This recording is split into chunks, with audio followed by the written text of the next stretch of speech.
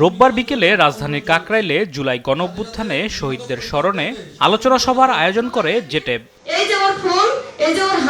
অনুষ্ঠানে জুলাই হত্যাকাণ্ডের সুবিচার চান নিহতদের স্বজনরা। আন্দোলনের ভিতরে পুলিশের গুলিতে গুলিতে প্রায় 70-80টা গুলি তার বুকে ব্রেনে সব জায়গায় লাগে।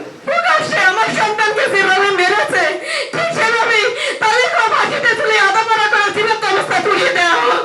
জুলাই গণঅভ্যুত্থানের পর যারা সরকার পরিচালনা করেছে তারা একটি বিশেষ গোষ্ঠীকে সুবিধা দিতে গিয়ে শহীদদের অবমাননা করেছে বলে অভিযোগ করেন ভূমি প্রতিমন্ত্রী ব্যারিস্টার মীর হেলাল।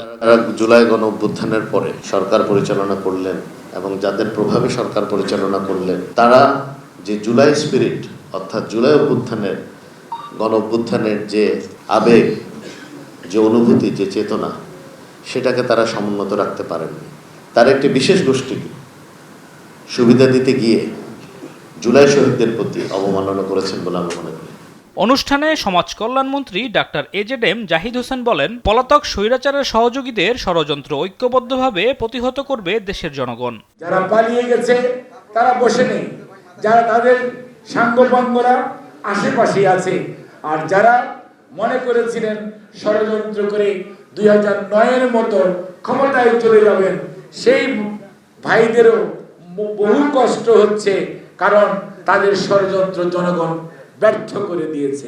বিএনপি সবসময় জনমতের প্রতি শ্রদ্ধাশীল বলেও জানান তিনি। যেখানে সুশাসন থাকবে। আলিমুজ্জামান সফওয়ান, দেশ টিভি, ঢাকা।